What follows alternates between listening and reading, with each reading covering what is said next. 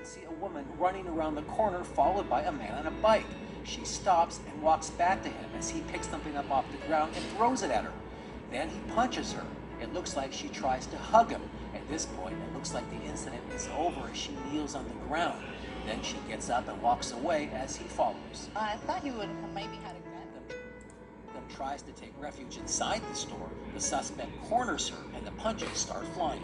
And then he just grabbed her by the hair and pushed her to that corner in the other register and started hitting her. This time, 2 employees and a customer come to her aid. Here you can see an employee grab the girl as Zachary Maines, a customer, and another employee take the suspect.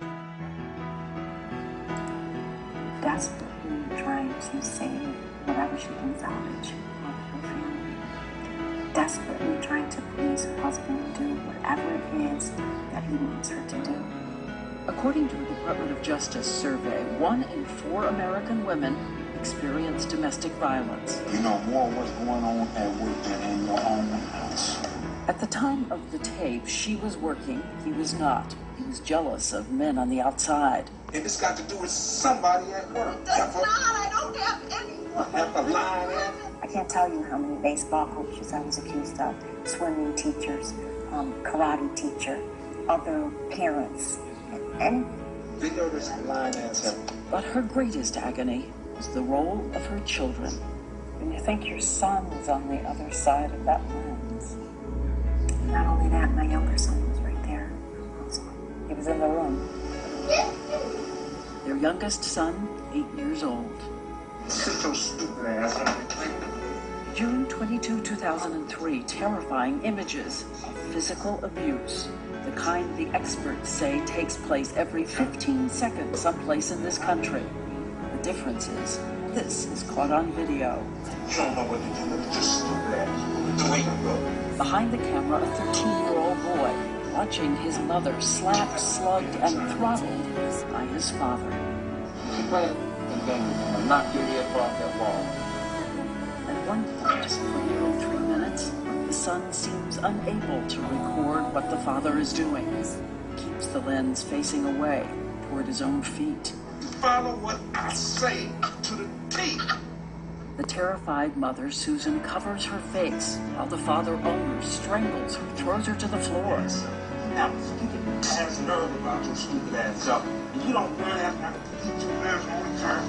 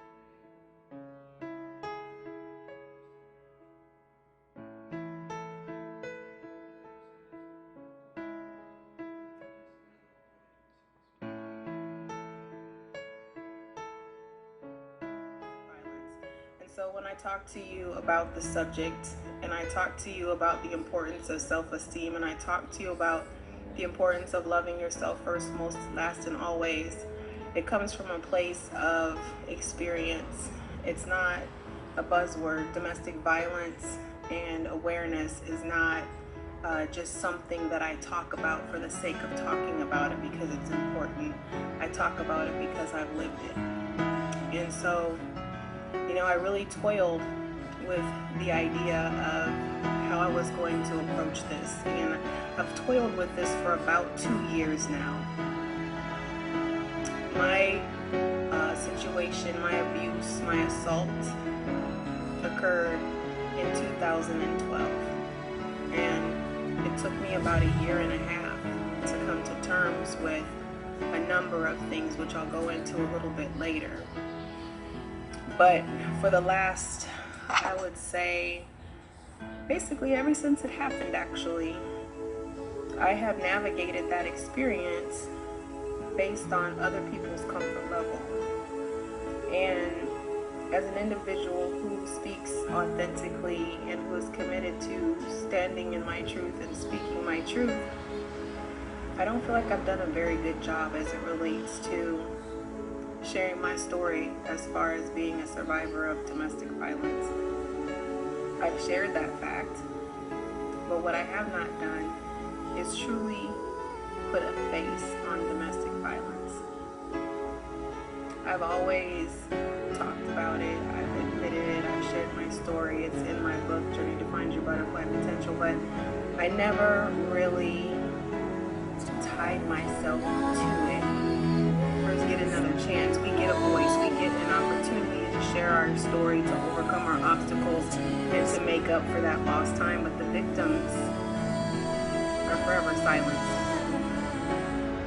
So when I share my images, it's not to shock, it's not to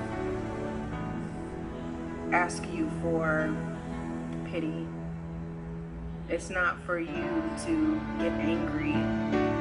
It is in hopes that by putting my face to my abuse, that you will understand that what you see, there's always more to it. So I say that because, you know, people look at me now, 3.5 years later, and they see strength, they see confidence, they see vitality, they see happiness. But guess what?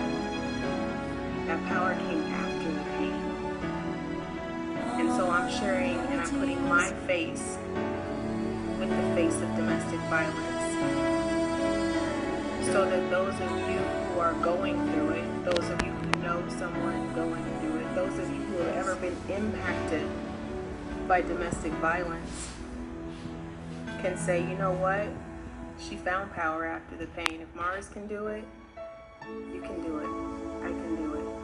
We can all do it. I'm putting my face with domestic violence because I want people to understand that it doesn't matter what career choice you make. It doesn't matter what your income level is. It doesn't matter what your domestic situation is, to be uncomfortable.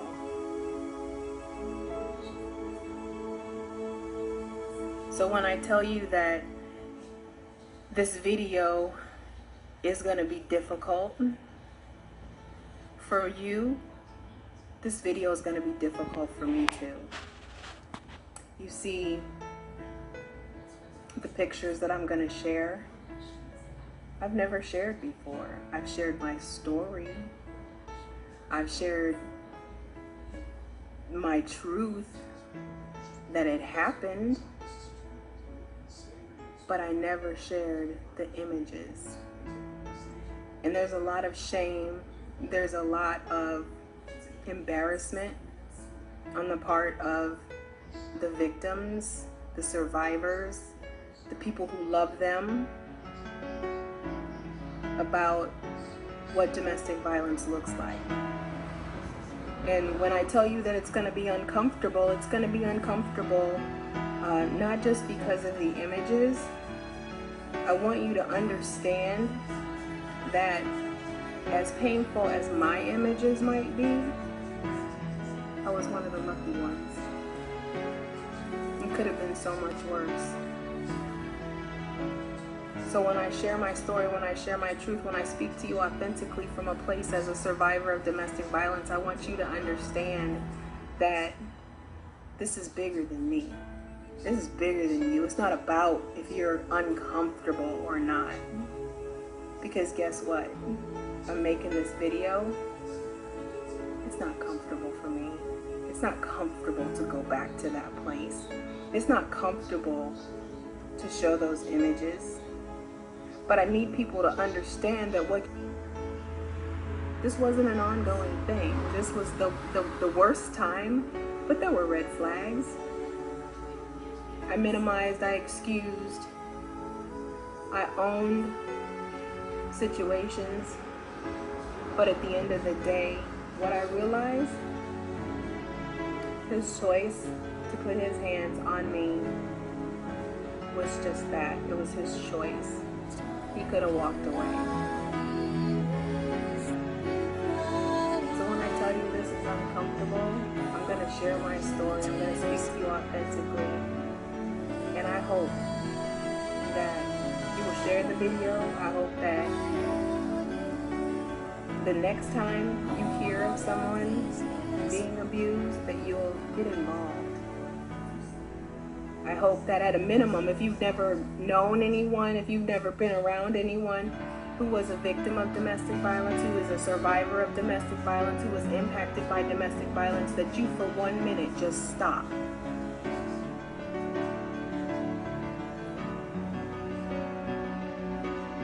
And see my face. Battered, bruised, swollen.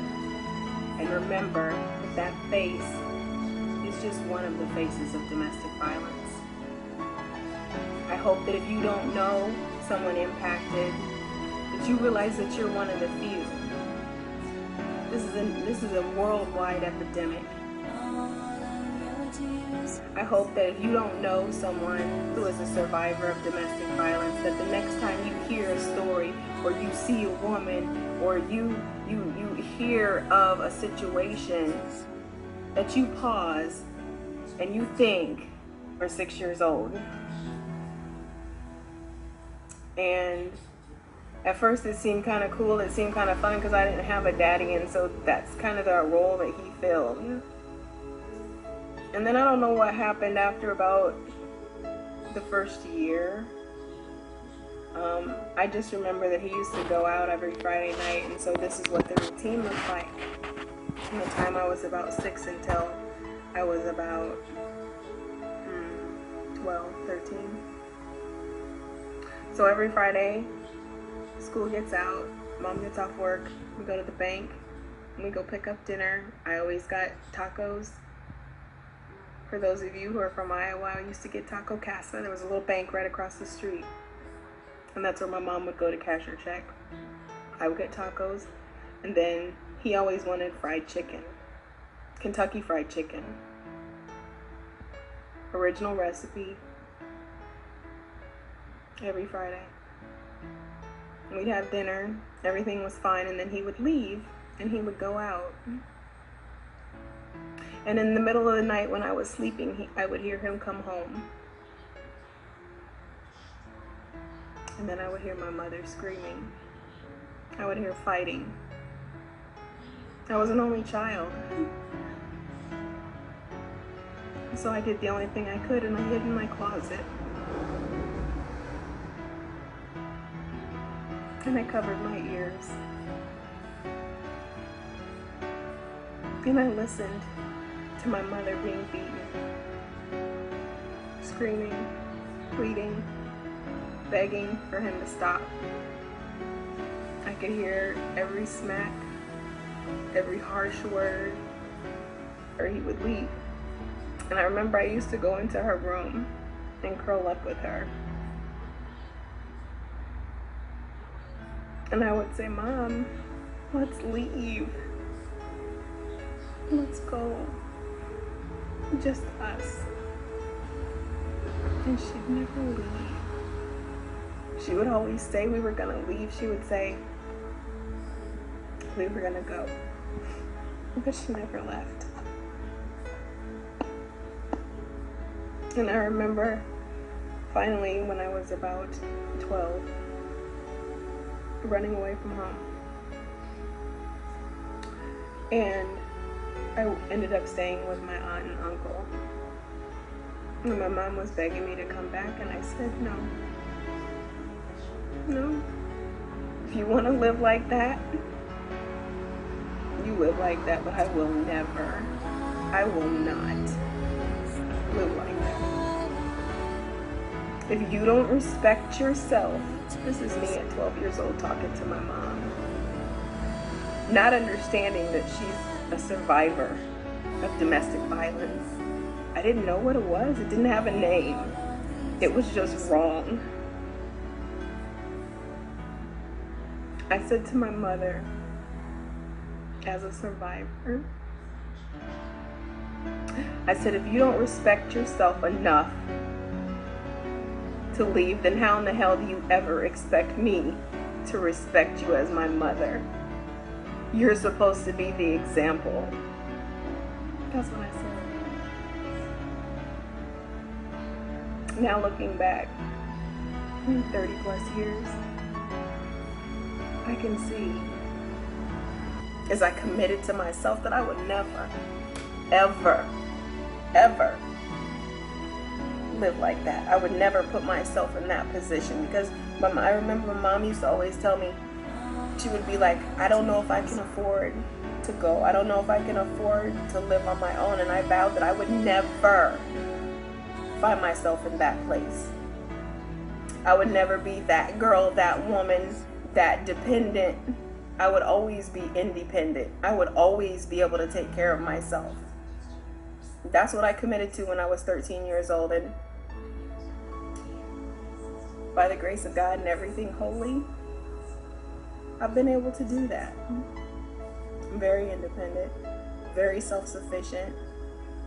I've always been able to take care of myself, fund for myself, fend for myself. But what I didn't understand then that I get now, and that we have to talk to our young ladies about, is it's not about them. We stay because it's about us.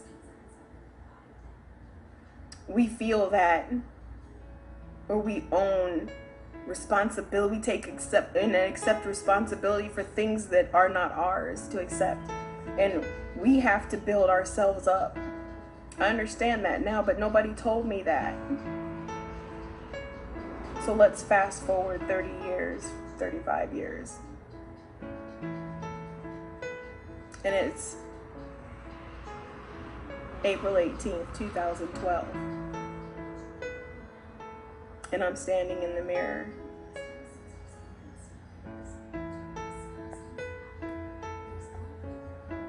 And I'm looking at swollen lips,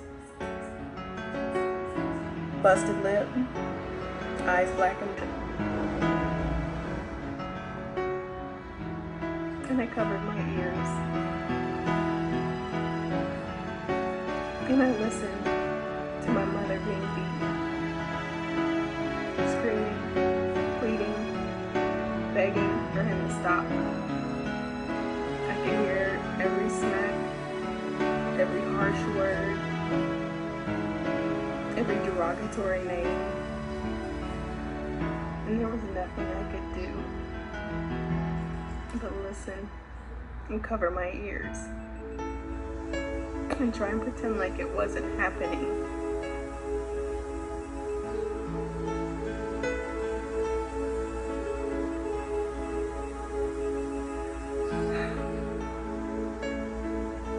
That's what I did. I let her be beat, and I tried to pretend like it wasn't happening.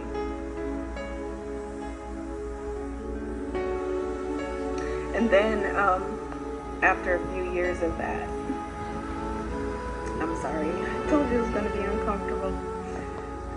So after a few years of that going on every Friday, 4 or 5 years, I was a teenager, and I had enough. And I remember afterwards, he would leave again after he would beat her, and he would leave. And I remember I used to go into her room and curl up with her. And I would say, Mom, I'm sleeping. It's cold.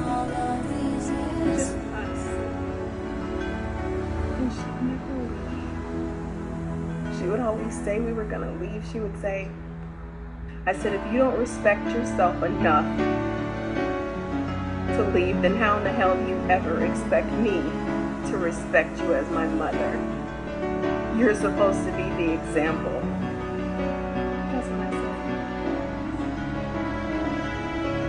said. Now looking back, 30 plus years, I can see I was judging her. I judged her footsteps I'd never walked and I'd only watched. And I understand that she did the best she could with the information and the resources that she had available, and at the self-esteem level that she was at. It was non-existent. I understand that now, but I didn't understand that then. And nobody talked about domestic violence. It didn't have a name back then. It was just getting your ass whooped. Yeah, this is uncomfortable. Because I sat in judgment of my own mother and didn't understand her pain.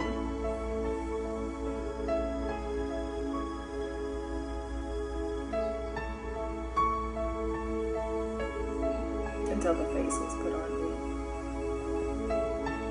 me. Because see, what I did when I was 13 years old is I committed to myself that I would never, ever, ever live like that. I would never put myself in that position, because I remember my mom used to always tell me, she would be like, I don't know if I can afford to go. I don't know if I can afford to live on my own. And I vowed that I would never find myself in that place.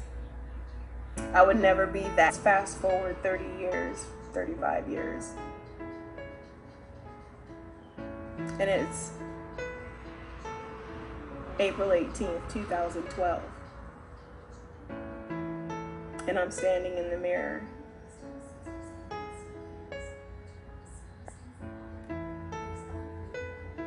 And I'm looking at swollen lips, busted lip, eyes blackened, until the face was put on me. Because see, what I did when I was 13 years old is I committed to myself that I would never, ever, ever live like that. I would never put myself in that position, because I remember Mom used to always tell me, she would be like, I don't know if I can afford to go. I don't know if I can afford to live on my own. And I vowed that I would never find myself in that place. I would never be that girl, that woman, that dependent. I would always be independent. I would always be able to take care of myself. That's what I committed to when I was 13 years old. And by the grace of God and everything holy, I've been able to do that. I'm very independent, very self-sufficient. I've always been able to take care of myself, fund for myself, fend for myself. But what I didn't understand then that I get now, and that we have to talk to our young ladies about, is it's not about them. We stay because it's about us. We feel that we own responsibility, accept responsibility for things that are not ours to accept. And we have to build ourselves up. I understand that now, but nobody told me that. So let's fast forward 30 years, 35 years. And it's prosecutor. I prosecuted her. I'm an only child, and I said I was never coming home. I said to my mama, I will never respect you. You don't respect yourself. It's prosecution. I was a survivor. I've been abused. And I got a real slick tongue. So long I've never put my hand on another person. I'm gonna be honest, because this is uncomfortable.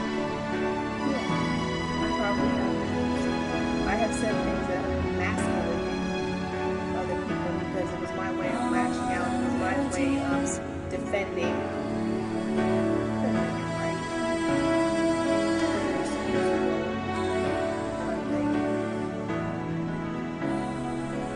But what I learned on my journey and what I know to be true about me and my situation with domestic violence is that